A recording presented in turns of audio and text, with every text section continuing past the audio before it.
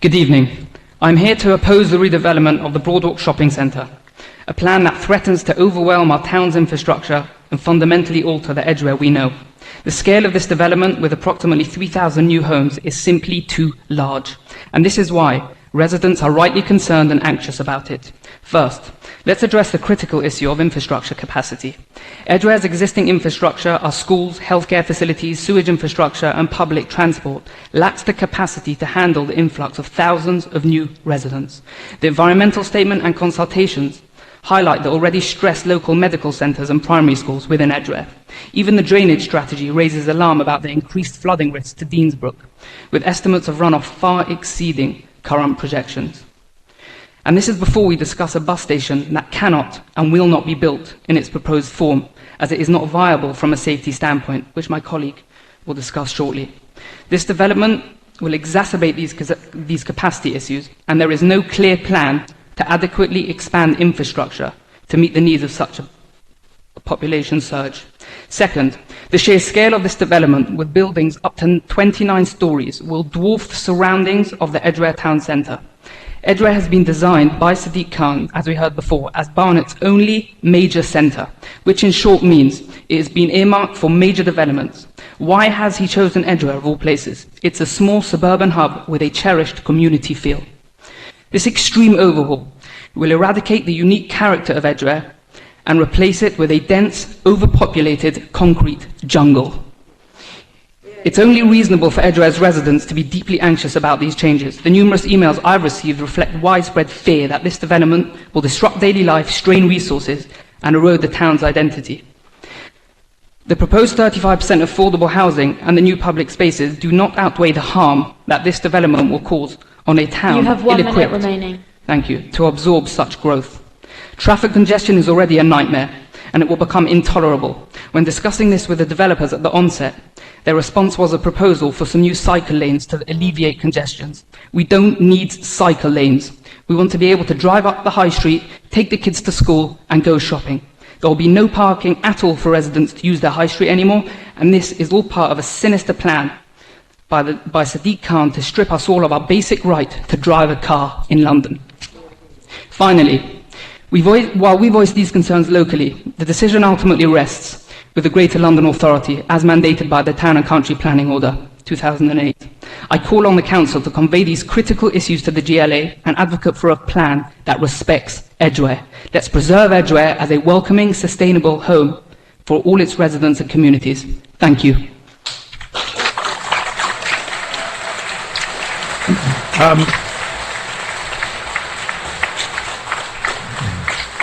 As I said before, I would urge members of the audience tonight to refrain from clapping and cheering, so that we can hear. I beg your pardon. This is a quasi-judicial process. We have to hear what is going on. We have to make a decision based on what we hear. Thank you. Are there any questions for Councillor Gordon? I'll go first. Shuey, you spoke obviously very passionately about Edgware and its high streets. Having grown up in Edgware, I've seen Edgware High Street change. What do you think this would do to the Edgware High Street, which is already under significant change? Well, I touched on this slightly, and I think that we need an accessible high street, and I just think the influx of residents, I think it's a well-known fact, the influx of residents that are due to come from this development is going to make the high street impossible to use, impossible to park. If you look at the actual high street, which wasn't shown so clearly, it's got one lane on each side. Getting up there on the school run and just getting to work and back is a nightmare. But I guess what I was also alluding to in my speech earlier was that I guess this administration, alongside the mayor, fails to recognise is that people want to drive cars. Councillor Gordon, you are very aware that this is a planning committee, and you've already made now 3 statements which are right on the edge of political. This is not a political committee. We are here to make a fair planning decision. I would ask you to refrain from such judgments. Thank you. Thank you, Chair, but if I can, I'm entitled to highlight certain policies that do reflect the way that the direction of this proposal is being taken. Would that not be appropriate? The policy in question is the local plan and the London plan and the National Planning Policy Framework. I understand, but at the same time, if there's a transport policy that was just approved yesterday in a cabinet, are we allowed to refer to that?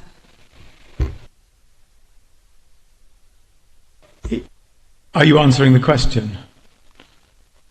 Well, yes, he's asking about the high street and curbside parking, which was just currently approved recently by the cabinet. Includes parking, which includes parking outside one's residence for high streets and shopping, is ranked last on the strategy. So when we say that we're not going to be able to park on our high street anymore, I think this is a very pertinent point. Priorities such as bus lanes and cycle lanes were at the top, whereas curbside parking was right at the bottom. So I believe this is a wider push, which residents do not want, which is to have a vendetta against car users in London. It's something that I feel passionate about, and lots of residents that have emailed me and have felt the same. Referring to a policy is fine, but pejorative language like vendetta is not helpful to a planning committee. I'm sorry, Chair, but there really is some kind of feeling that is the case on residents who have cars. This is not for now. Sorry, we're going right off the point. Are there any other questions for Councillor Gordon? I'm just going to take one more. I'm sorry. Councillor Cohen. Councillor Gordon, thanks very much for your presentation. Do you think, and do you think the objectors believe that Edgware Town Centre needs redevelopment? In other words, like many town centres over a time in terms of its age and the need for modernisation. Do you think there's an acceptance that there is a need for some kind of development? Obviously this is an outline. We're discussing today the outlines of this development. We're not getting into the details, as I understand it, of, you know, how high the blocks are or things like that. But it's based on a premise that this is an important town centre that needs to be upgraded, like several others. Do you think there's a basic acceptance there? Thank you. Yes, I do actually concur that there is definitely need for the Edgware High Street to have a facelift, and anything would be welcome. But at the same time, building in excess of about 3,000 units is not the answer. When I came in before, I saw a sign at the back there saying we need constructive development, not destructive development. So I just think that what we're trying to gain here, even if there will be some, I guess, promises made that the high street will be somewhat revamped, the cons are way outweigh the pros of any of that. With 3,000 units being built, I doubt that the Edgware High Street will see any sunlight if all those buildings are built. Mm-hmm. Thank you. Are there any further questions? Councillor Maston-Lee. Thank you for your presentation, Councillor Gordon. You are a councillor for Edgware. I am not, so I don't have a first-hand view of the feeling on the ground of the residents at this exciting opportunity as presented to us tonight. I have received about 1,500 emails of opposition to this development. I'm yet to receive one in support. What is your feeling on the ground as a councillor of resident feeling towards this proposal? Well, I will correct you there. I got one from the developer in support, so if I can correct you. But yeah, definitely the sentiment towards this development has been as I said before, it's fear of the entire face of Edgware changing.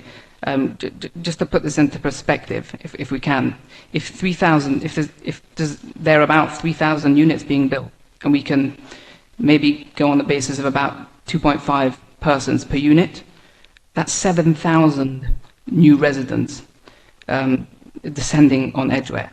Now, currently, just to give you some numbers, there's 19,000 or thereabout in Edgware Ward as we speak. Now, that's about higher than a 35% increase.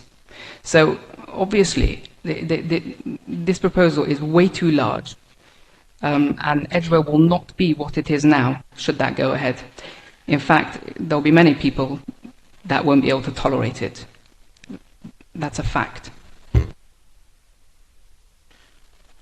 Obviously, you're aware that the borough has a housing target, and that's set out in the London plan and now in the council's local plan, which first started its process of consultation in 2018-2019.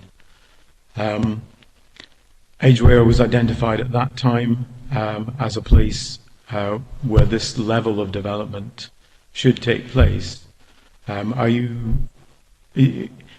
So the committee now has a decision to make about whether it backs the planning policy, which, as I say, was 5 or 6 years in gestation, or not. And I guess the question would be, if we don't then build this level of housing here, where would we then build it?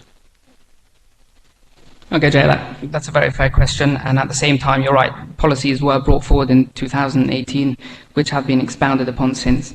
Now, let me just be clear.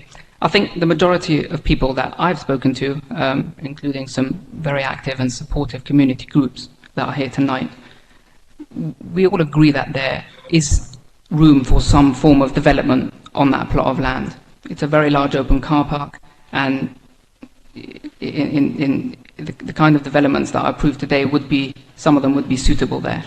But 3,000 units is just a complete overkill. No one has asked for that, no one wanted that.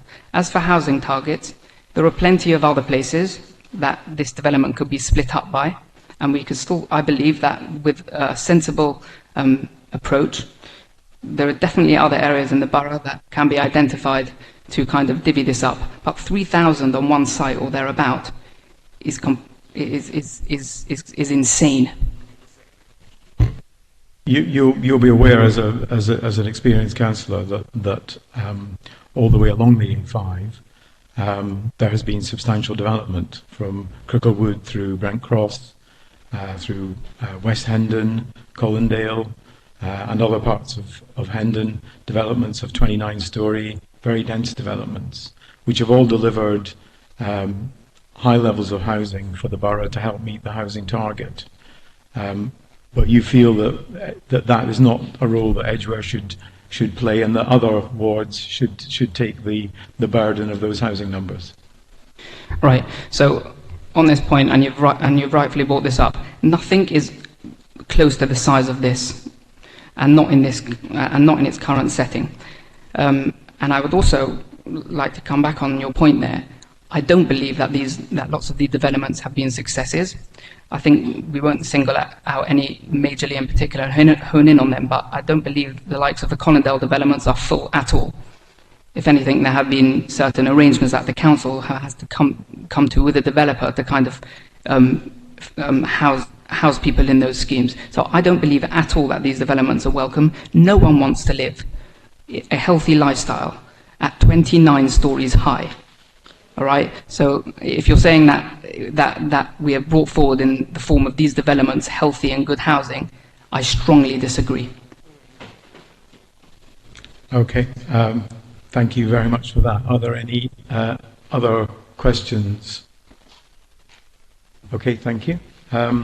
We have